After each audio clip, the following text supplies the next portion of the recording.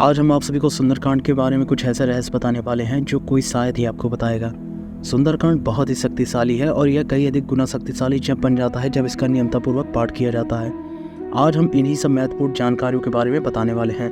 नमस्कार दोस्तों, आप सभी का स्वागत है रावण संगीता में। तो सबसे पहला प्रश्न ये आता है कि घर पर सुंदरकांड का पाठ कैसे पढ़ा जाए। तो आपको हनुमान जी और प्रभु श्री राम की फोटो या प्रतिमा को लाल कपड़े पर रखकर पुष्पमाला चढ़ाकर दीप जलाना है और भोग में गुड़, चने या लड्डू का भोग अर्पित करना है। पाठ शुरू करने से पहले आपको भगवान श्री गणेश की पूजा करनी है, फिर अपने गुरु की, फिर पितरों की और उसके बाद राम जी की वंदना करके सुंदरकांड का पाठ शुरू करना है और पूर्ण करने पर ही ध्यान देता है। अब अगला प्रश्न ये आता है कि सुंदरकांड कितने घंटे का है। सामान्यतः यदि कोई व्यक्ति सुंदरकांड का पाठ पढ़ रहा है तो उसे पढ़ने में लगभग 2 से 3 घंटे का समय लग जाता है जब वह ध्यान पूर्वक पठन कर रहा है, और यदि आपका एक लय बन जाता है तो मुश्किल से आधे घंटे लगते हैं। अब अगला प्रश्न यह है कि सुंदरकांड का पाठ कितने दिन तक करना चाहिए। तो 8 सिद्धि और 9 निधियों के दाता प्रभु श्री हनुमान जी को सुंदरकांड के पाठ से अत्यंत प्रसन्नता होती है। यदि अपनी किसी मनोकामना को पूरा करना चाहते हैं तो आपको नियमित 41 दिनों तक सुंदरकांड का पाठ करना होगा। अब अगला प्रश्न यह है कि सुंदरकांड में ऐसा क्या लिखा है। तो सुंदरकांड में प्रभु श्री रामचरितमानस के 7 कांडों में से एक कांड है। इनमें से हनुमान जी द्वारा सीता की खोज और राक्षसों के संहार का वर्णन किया गया है। इसमें दोहे और चौपाई विशेष छंद में लिखी गई है।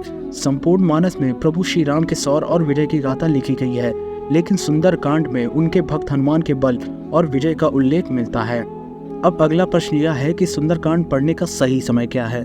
दोस्तों, ज्योतिष में मान्यता है कि यदि आप घर में सुंदरकांड का पाठ कर रहे हैं तो प्रातः शुरू करें और दोपहर 12 बजे से पहले समाप्त कर दें। यदि आप इसे शाम के समय करना चाहते हैं तो 4 बजे का समय सबसे उचित माना गया है। अब अगला प्रश्न यह आता है कि सुंदरकांड का पाठ कब नहीं करना चाहिए। हमारे गुरु भगवान के अनुसार सुंदरकांड का पाठ सुबह या शाम के 4 बजे के बाद ही करना चाहिए। सुंदरकांड का पाठ दोपहर 12 बजे के बाद नहीं करना चाहिए। धार्मिक मान्यता है कि दिन में खुद हनुमान जी प्रभु श्री राम की भक्ति में व्यस्त रहते हैं।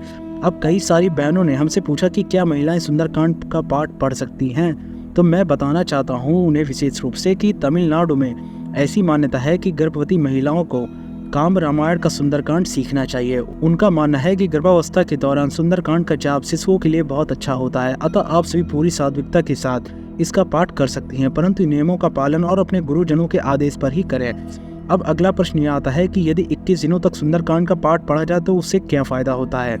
21 दिनों तक सुंदरकांड का पाठ रोजाना करने से बजरंगबली प्रसन्न होते हैं और उनकी कृपा आपके और आपके परिवार पर बनी रहती है। साथ ही इससे व्यक्ति को अपने जीवन में चल रही सभी समस्याओं का हल मिल जाता है।